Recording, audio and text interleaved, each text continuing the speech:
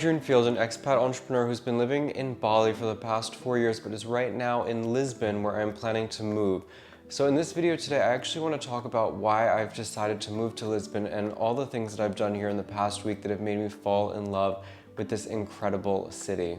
So first, let me start off by saying that I actually came to Portugal with the intention of getting set up to move here. Now, this is my very first time ever in this country, if you can believe it or not. But as I said, before I even arrived, I contacted an agent to begin the steps that I would need to take in order to get a residency visa. For those of you who've been following my channel for a long time, or if you're new here, I've been living in Bali for the past 4 years. I've been a resident of Bali. I've built a business there. I have a beautiful home. I have a nice life, but it's just gotten to the point that I really feel like I need a change now in my 30s, and coming out of the pandemic, I really want to be in a place, specifically in Europe, where I have the opportunity to date more, to meet more people, to do more social, cultural types of things, where I just feel a bit more isolated in Bali. Again, like, this is really my personal situation and my personal journey.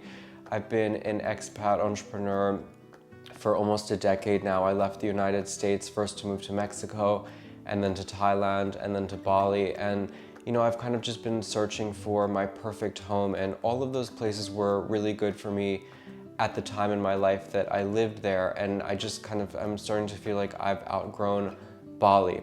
So with that in mind, I knew that I wanted to move to Europe. I've now come back 3 times since the pandemic. I've mostly been in Spain.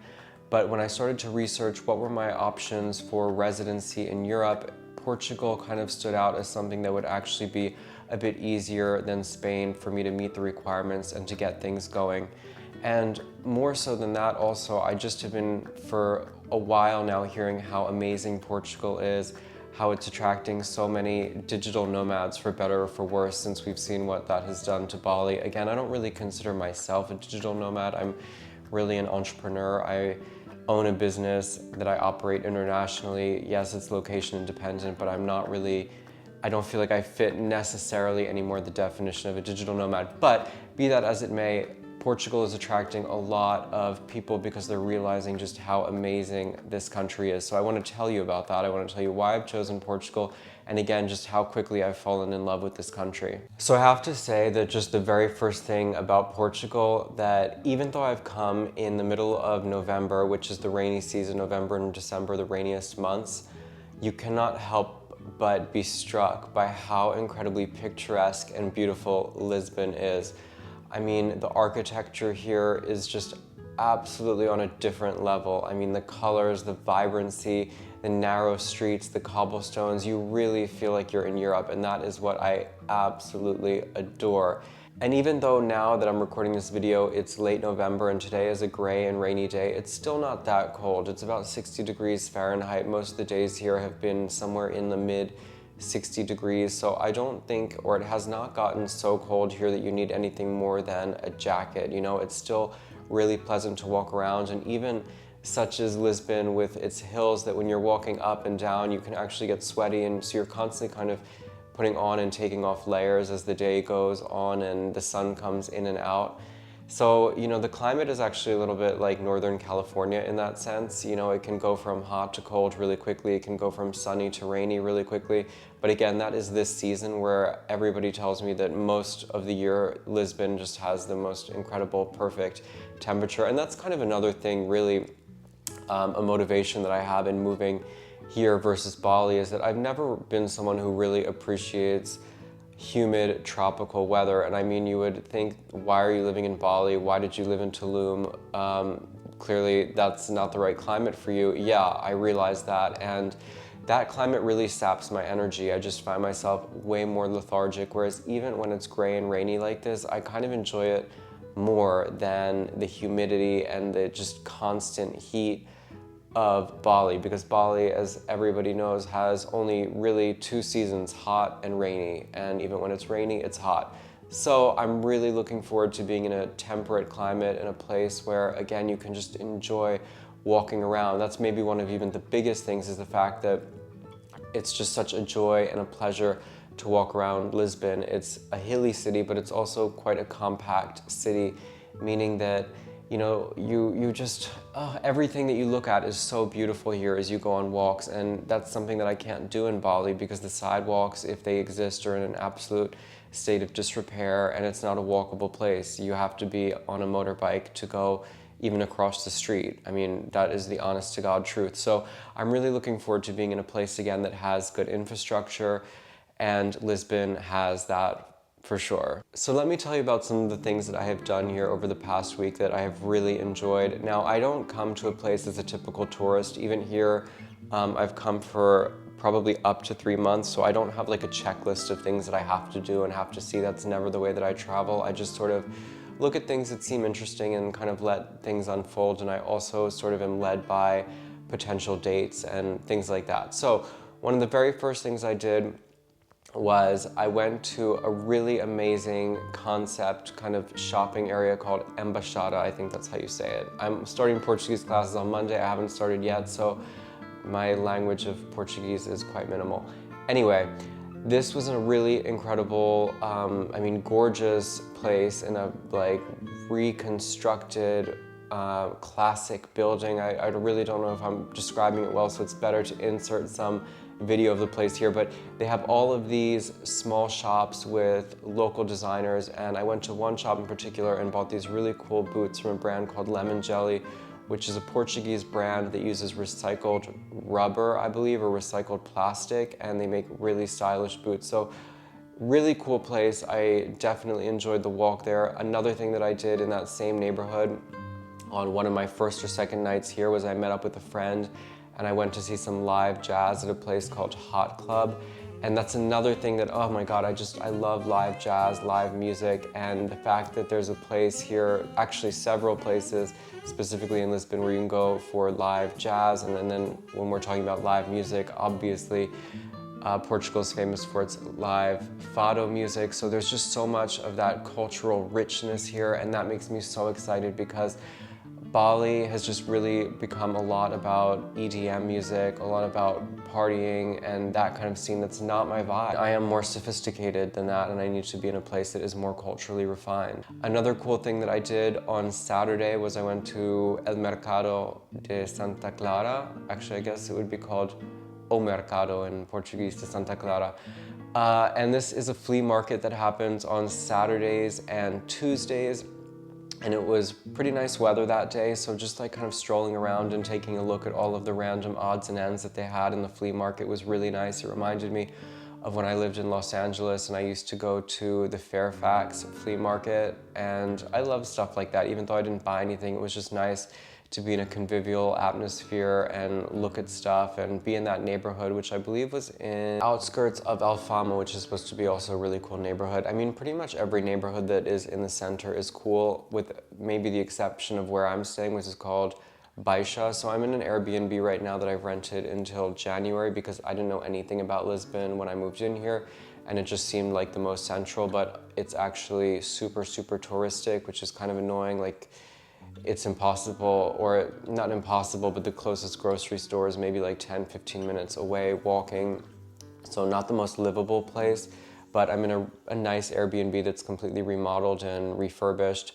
However, one of my objectives of while I'm here on this trip is finding a long-term rental. So I'm already working with a real estate agent for that, and things are getting going on that front. So it's really great, you know, Lisbon, in terms of each neighborhood having a kind of distinct vibe, and I was told specifically for me that there are a few neighborhoods to look in that would kind of meet what I am looking for in a sort of trendy, young, but upscale type of place. So what else have I done thus far in Lisbon? One of the great things is that I'm finding it way more easy to date and to meet people than in Bali. Bali, especially the last few months, I was going through quite a dry spell, and then I get here and now I have like dates almost every day. Again, that's my main motivation in moving to Europe, is that if I don't want to die alone, I've got to get out of Bali. So it was really nice the other night. I went out on a second date in this little hole-in-the-wall Italian restaurant in a gorgeous neighborhood nearby where actually Madonna used to live when she lived in Lisbon. And it was just magical, like the little cute restaurant and even the street that it was on was so pretty. I love discovering like new little places like that, and Yeah, again, so nice to be in a place where, you know, you can meet people, and Lisbon is quite international as well, and the Portuguese that I've talked to so far are really, really friendly. That's even a whole other subject that I can get into that I want to talk about towards the end of this video about my observations of my time in Lisbon thus far. But back to the things that I've done. So yesterday, actually, I had the experience maybe of a lifetime, like something that I will definitely remember forever, which is that I went on a microdosing hike in Sintra. Sintra is this magical, unbelievable, like forest kind of park outside of Lisbon, about 40 minutes outside of the city. And I think it was like built by a king. I really actually don't know the history of Sintra. I should have prepared better when I'm telling you about it. But anyway, the point is, crazily enough, I found this experience on Airbnb, and it was hosted by a guy who was really, really cool. And you know, microdosing means you take a small amount of a substance, in this case LSD, and it was a like 8-hour hike, just absolutely magical. And the people that I was with were so beautiful that I ended up becoming very fast friends with.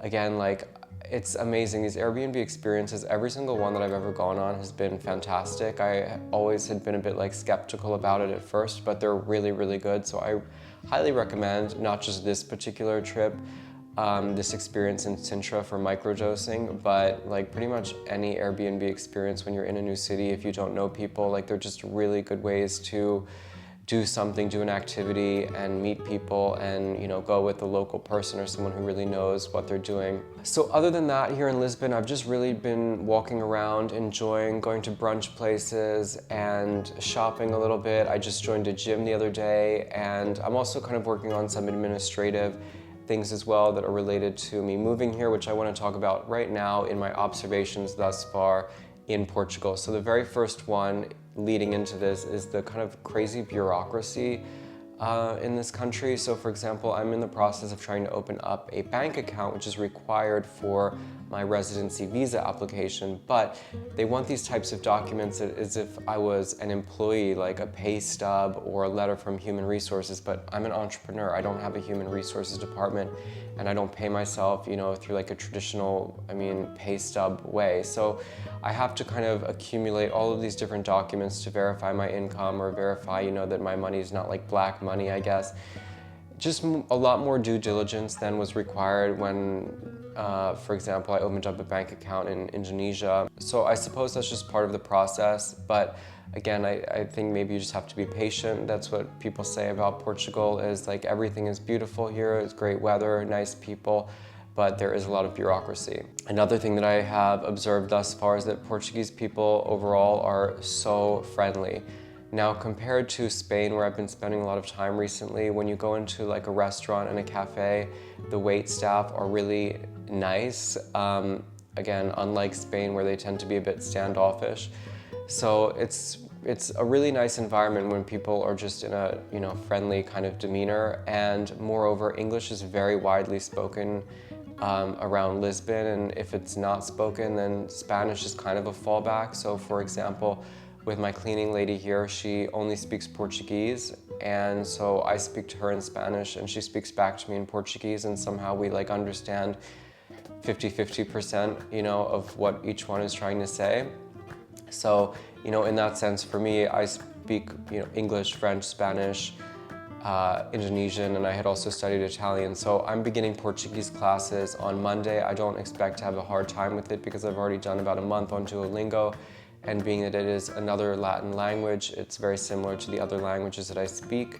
But it is important for me, with the plans to move here, in order to integrate, to make an effort to speak decent Portuguese, not to the point that necessarily I need to be 100% fluent, but you know, enough that, like in Indonesia, I can say everything that I need to say and communicate with who I need to communicate with. That's also furthermore a requirement that if you want to apply for citizenship here, which you can do after 5 years of residency, you need to have a certain level of Portuguese, which I don't, for me, foresee at all being a challenge, because after, in my case, if I take courses for probably a few months, I will have the foundation to build off of to be fluent anyway by 5 years.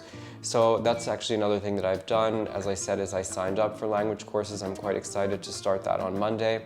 Again, because I arrived in Lisbon without knowing anybody, so I kind of am building a life here from scratch. And one of the things that is good to do is, join classes or join groups or join things where you can meet people. So I'm excited for that to start on Monday.